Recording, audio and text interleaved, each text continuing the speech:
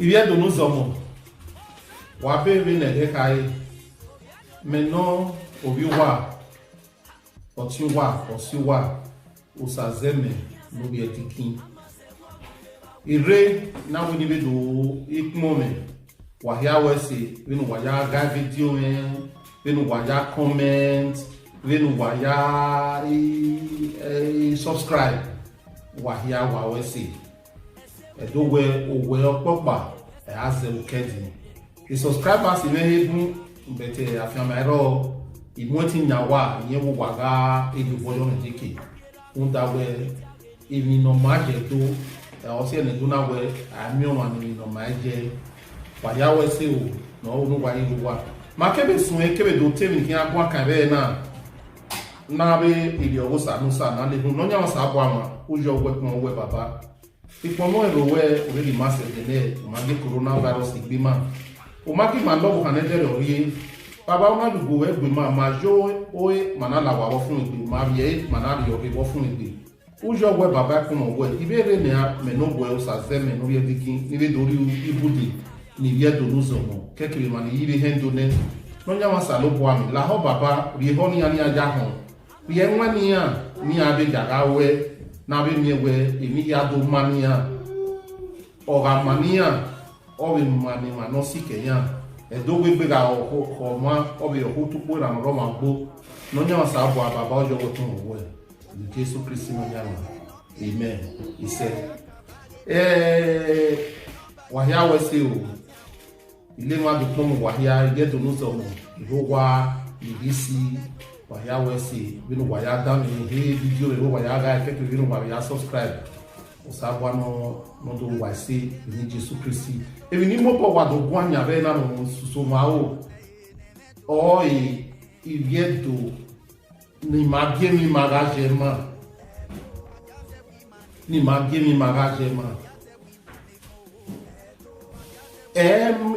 no keke nana mewe mani viedo ma huene emie goin ra emie mabe se ni ma wagimahia kodeko dehia ni mi magagema ni mario boje mi majeke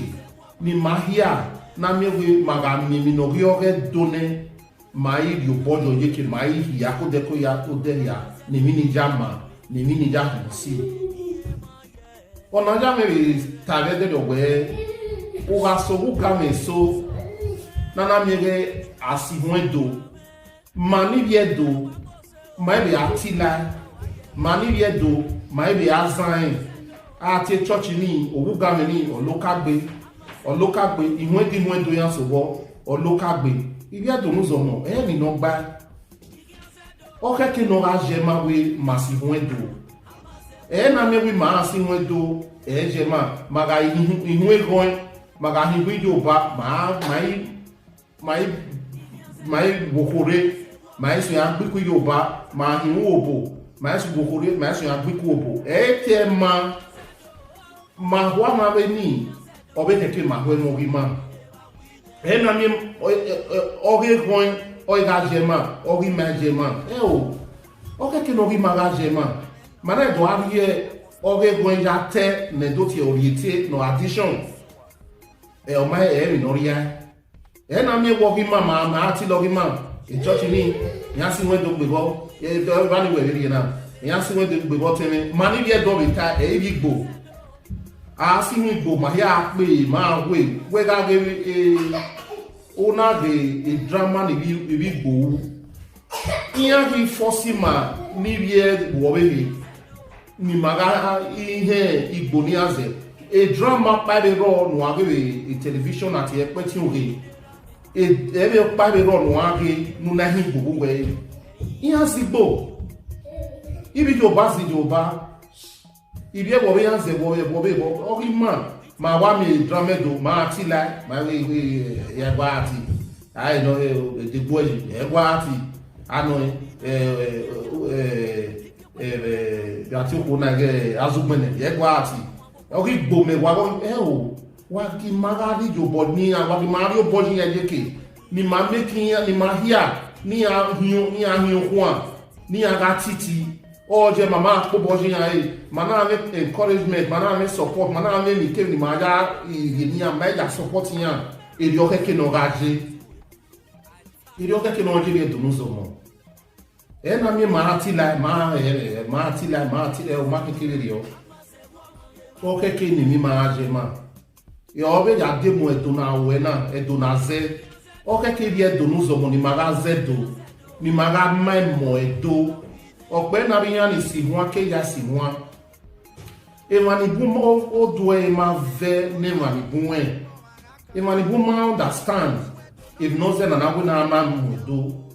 Hunda mama ho ni manedo do gbe o na do mi hun de broken hun de pidgin English hun de bu no magba ma do mi mu edo foa edo musomo edo ni godo edo ne ebu na abuko ani no rejo edo na edo nedo wa ke do aje man na mi we ma meri ma do magari be pa iri ma be sun be kiri mana mu jo to eri okeke no ga dege do nuzo mo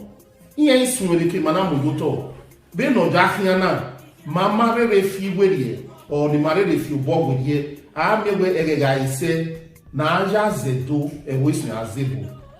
osunu ne o ibi edo eva bia bibe ana wa mewe ona hijo ba no pa hijo ba na aja zedo nya sun azijo ba ni riedo aya so ya zedo nya so ya za husa na me o riedo na hausa no pa hausa ni riedo aya zedo nya so ya ze broken ebo anogo anokon nya so ya zo riedo na aya zedo aya zedo go kan ya fe na aya zedo mai ho ni magazedo e o ni me no gba o keke ni magazedo ni mami na ewe mani riedo ma onji Hundoni osie bege na fiana mu band na tie Humble Stars band to bege na fiana mu ebo imu diakian bang imu diakian honda we emie dono emno ye do titi eno ina mu diakian we hi akodeko de ya we a band in your stand osie na be mie we iga mie kina na we mie do o ga jeme I kakabo o jeme o riedele undawe eminoke kino I amivie do ni abene o temege ni awe the golden voice of Belgium Isaac Imafidon o si mo do ni o pe mo do biku o jeme ana be mi wiwe mo bogbe me re o ebi $1 no gwekere no gome ibe ga ri ne undawe o keke ni mudialo yiki ni support ni encourage Obesie Eagle Star, the Eagle Stars of Belgium. Iyana be akpi mwe dunia o jeme. Humble Stars of Belgium. Iya akpi mwe do o jeme. Abe mahi anamewe iya akpi mwe dunia isi o jeme. Dynamic Stars Lala o Morege o jeme bo si mwe do. O jeme hunda we emie do o keke. Ya be mie BRO Entertainment ni abre Rose Mata. O we proud Edo woman o jeme unda we Edo ebuna yahiono wala ho wakima mamodo wakima awo Edo wakima kwiko Edo ibno kekeno unda we Edo ebuna yahiono ita o hamu me ya ata ibi Edo muzomo we na ma bi we do ban we no taje emi na ya sunu una hunta ne mare ile ho uze done oime ebi na ni ye to bare ogware ye ni ehon ra e na ne hendu iya heme no weta bo wani obi gbe afia be me so no tamu we zebije o zerira obe tama we mommy gege o ogbe omo logie ihe me no kai obi e kono beba eheme no weta totani na we no taje banya wa we boss amiewe umato tase obwe hono tama wewe ije totase umana mai yeke mommy make you sit down well o mawe weke we waka o ma be zegeri ya wa kine ogwe ibo no tama we no go no ma go sini there na me we uma edo o we je wakara o ije tutasi we zege tutasi o ma be ho e no ka ke no abo baru be kan la iya pe gogo we bo ari wa we iya zege wa iya do le bebi ari ke no ka ke ni ade bosie unda o ma yedo we ga ma wedo e no be ma no we neboti advantage o we no do na ma wedo no we unda we orisi tra no do we uje umwebe odunde ojo webe nojo we wa you hello taxi yeah go and get me a cup of water we are going me same me won water when you look at it hello Jacob go and get those things from the kitchen or honey what are you mommy what did you say even your magba oh you no ba edo imayedo jagan we lave o sa gba ko mi ja sa me mo ko ni o kian be ni mama mo do ni ma bi aheri edo ekeni ari age iya to bi edo ya hin ari ti ni ai ti edo gina we tikin bi na na me o wo bi edo yin o ma be na bi hun o wo bi edo ati eni jo ai bi ni o we yes do be kite ko kele be do o we ring road we na mo wa nya wa no we ring road ba eri o technology eri aga endi we got this sweet who de combien do at Joy Peters madam good morning what's your name? My name is Frederick Steve okay bring it I wa one we do e wa hin e no ba for what I need you carbon osa boka we do we okay we do me hin ijo bono keke o setting bi no wala we do no zomo na try na here ko de here na ma imo do ni ma be e obi break ni kere ma na be ji buana ijare so ni megbe wa we se ye do no zomo akoba ti o agiye le won de gba ude me kan mi o to akugbe o agiye ipisi ba to si akon mi o to ebo na kugbe ye akeye labo no re bi o awo ma ko gba de do so pe ebo de la je mo se yo o ko mi ni magina makugbe orun pa fe babo soje o magari yo bonegbe nakpe asiri wa ara to agbo ki o ma abule la o e abe mi eno na ko lele o akugba ti e wa we se ye do mozo wa ma he ne ihwani kai ni age ihwoti mare 24 bit eyin so akobe yon so bete oti mare 24 bit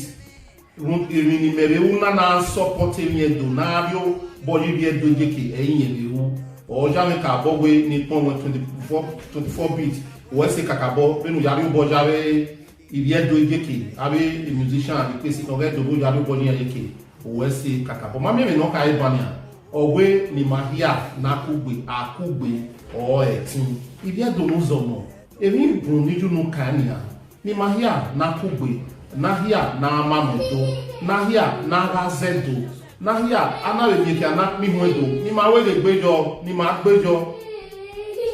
ni ma biye ma we eni ma jema wa he gigi maga tile ni ma